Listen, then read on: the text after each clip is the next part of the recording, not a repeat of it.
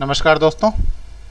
आज 13 सितंबर है और आज न्यूज़ पहली जो है वो रिटेल इन्फ्लेशन है। उसके पहले एक बहुत बड़ी न्यूज़ है जिसे सामान्यतः बहुत बड़ा करके नहीं लिया गया है, पर इसके पीछे के कारणों को मैं बताता हूँ। भारत ने अभी टूटे चावलों के निर्यात पे प्रतिबंध लगा दिया है ना। भारत का चावल के निर्यात पे प्रतिबंध विश्व में क्या असर डालेगा, इसके लिए मैं कुछ आंकड़े देता हूँ या एक तथ्य प्रस्तुत करता हूँ, कुछ फैक्ट बताता हूँ। रसिया यूक्रेन युद्ध हो रहा है जिससे पूरे विश्व में गेहूं के निर्यात पे या गेहूं की उपलब्धता पर प्रश्न चिन्ह खड़े हो गए हैं। यूरोप 500 साल के सूखे का सामना करना पड़ रहा है। यूरोप को 500 साल में सबसे ज़्यादा सबसे भयंकर सूखे का सामना करना पड़ रहा है। ऑस्ट्रेलिया कनाडा जंगल की आग से परेशान है। चीन विगत 50 सालों में उसने दूसरा रेड अलर्ट जारी किया है। पाकिस्तान की 80% फसल नष्ट हो चुकी है और भारत ने चावल के निर्यात पर प्रतिबंध लगा दिया है। अब विश्व की खाद्य व्यवस्था पर इसका क्या असर होगा, यदि हम इसकी कल्पना भी करते हैं तो रोंगटे खड़े हो जाते हैं। क्या भारत या विश्व आर्थिक मंदी के साथ साथ भूखमरी के कगार पर पहुंचने वाला है? क्या विश्व की बदहाली बद से बदतर होने वाली जो बदहाली है वो एकदम से निकृष्ट होने वाली है? क्या इसका असर यूरोपीय देशों पर पड़ेगा या विश्व के उन देशों पर पड़ेगा जो आज भी दूसरे की सहायता पर निर्भर करते हैं बहुत हद तक? इनमें से अफ्रीकी देश बहुत ज़्यादा शामिल होंगे, उनकी हालत बहुत बुरी हो जाएगी, है ना। तो इस पर विचार कीजिएगा। क्या भारत में भी ऐसी स्थिति आ सकती है कि यदि इस तरीके की घटनाएं घटे तो भारत में अकाल या भूखमरी की स्थिति? अभी एक और स्थिति बन रही है जिसमें यह है कि चीन और ताइवान के बीच में संबंध खराब हो जाएंगे। तो इन स्थितियों का पूरे विश्व की खाद्य व्यवस्था पर क्या असर पड़ेगा और भारत को घरेलू स्तर पर इनसे निपटने के क्या उपाय किए जाने चाहिए, किस तरीके से भारत इसके असर को कम कर सकता है, इस पर आप पॉइंट्स लिखिए और यदि आप भेजना चाहें तो भेज सकते हैं, नंबर दिया हुआ रहता है। और यदि आप लिख के रखना चाहें तो आप इसे लिख के रख लीजिए। अब चलते हैं आगे। Retail inflation research to 7% as food prices mount. Retail inflation जो है फिर से बढ़ गया है 7%, क्योंकि जो खाद्य वस्तुएं उनकी जो कीमतें हैं उसमें वृद्धि हुई हैं। ठीक है, तो ये देखना है अब इन्फ्लेशन को कैसे कंट्रोल किया जाता है, मॉनेटरी पॉलिसी कैसे यूज करती है सरकार, इसको आपको देखना है। ठीक है, इसके बाद जो है हमारा एडिटोरियल पेज है, सीधे वहीं चलते हैं। एक एडिटोरियल है 3-2 टैंगल, है ना। मतलब पाकिस्तान को जो F-16 की मरम्मत के लिए और अपग्रेडेशन के लिए अमेरिका ने जो राशि मुहैया कराई है उसकी चर्चा हम कैसे नहीं करेंगे, मतलब भारत क्यों नहीं चिंतित हो इस पे, इसी पे बात करी गई है ना।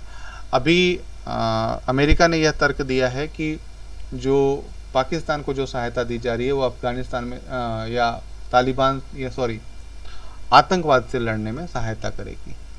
क्योंकि आप जानते हैं कि तालिबान या अफगानिस्तान से अमेरिकी सरकार या अमेरिकी सेना निकल चुकी है, तो उसे यहाँ की निगरानी के लिए पाकिस्तान की मदद की आवश्यकता है और इसी के कारण से अमेरिका यह कह रहा है कि हमने इसी के मद्देनज़र यह सहायता प्रदान करी है। हम कोई नया हथियार नहीं दे रहे हैं, हम जो पहले से उपलब्ध है उनके अपग्रेडेशन और उनके आधुनिकीकरण के लिए यह चीज़ें दे रहे हैं। इसके बाद है India has lost its way in the use of international law. Bharat के 75 साल पूरे हो गए। उन्होंने कहा है कि जो हमारे संविधान निर्माता थे उन्होंने आर्टिकल 51 का निर्माण किया था, इस के लिए, ताकि अंतर्राष्ट्रीय स्तर पे जो नियम है, अंतर्राष्ट्रीय स्तर विधि हैं, उसके सहयोग के लिए एक अनुच्छेद का निर्माण किया था। पर भारत जो है अंतर्राष्ट्रीय नियमों का, अंतर्राष्ट्रीय कानूनों का उस तरीके से प्रयोग नहीं कर पाया है। इसी पे कई चीज़ें मतलब बताई गई हैं, CCIT, ISA और भी कई उदाहरण लिए गए हैं, इनको आपको देखना है, ठीक है। इसके बाद एक great G20 power, great responsibility.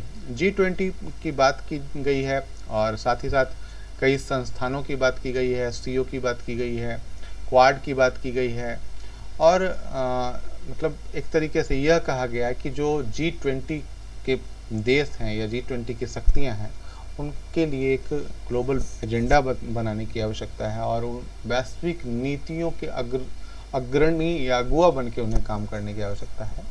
इसी पे डिटेल किया गया है, आप इसे पढ़ सकते हैं। इसके बाद है the states told to implement adoption rules, है ना। एडॉप्शन रूल नया आया है, जो गोद लेने के नियम है उसके लिए नया आया है, तो उसे आप एक बार देखिए कि किस तरीके के नियम बनाए गए हैं। पेज नंबर 14 पे है वो। इसके बाद जो है ये state told to implement the instruction come despite concern over jurisdiction of district magistrate. ये इस पे पूरी की पूरी डिटेल दी गई है, किस तरीके से हम ले सकते हैं, किस तरीके के रूल बना सकते हैं या क्या करना होगा, इसी पे बात की गई है, तो इसे आप देख लीजिए। इसके बाद जो है इंडिया में need up to 28 gigawatt in new coal fired plant by 2032। अब यहाँ पे ये समझिए कि जो भारत को आवश्यकता होगी, किसकी आवश्यकता होगी, तो कोल फायर प्लांट, मतलब जो कोयले से चलने वाले प्लांट हैं 2032 तक 28 गीगावाट के लिए, है ना, अप टू 28 गीगावाट के लिए इसको ज़रूरत होगी। Estimate in addition 25 gigawatt under construction central electricity authority. चूँकि भारत अभी जो है एक उभरता हुआ देश है और बढ़ता हुआ देश है, तो इसके लिए हमें ऊर्जा की आवश्यकता पड़ेगी और उसके लिए हमें कोल फायर प्लांट की आवश्यकता पड़ेगी जो तुरंत बनाया जा सकता है। इसके कारण से इसी पे बात की गई है। फिर हमें यह भी देखना है कि हम कार्बन उत्सर्जन कम करने की बात करते हैं, तो किस तरीके से हम दोनों को संतुलित रख सकते हैं, इसके बारे में यहाँ पे दिया गया है, ठीक है। इसके बाद जो है steps to cool food inflation will deliver in coming week. Step to cool, जो खाद्य महंगाई दर है उसको कम करने के लिए बहुत सारे कदम उठाए गए हैं, जो आगे आने वाले सप्ताह में या सप्ताहों में यह दिखेगा। इसी के बारे में बात की गई है, क्या क्या चीज़ें उठाई गई हैं या क्या किया गया है, इसको आप देख लीजिए। आज के लिए इतना ही है। इन्हें पढ़िए, इन्हें पॉइंट आउट करिए और इन्हें नोट डाउन करके रोज़ इसको राउंड अप कर लीजिए, या एक तरीके से पिछली न्यूज़ को अधिक कोरिलेट करने के लिए आता है या एक न्यूज़ बार बार आ रही है तो उसे कोरिलेट करिए। धन्यवाद।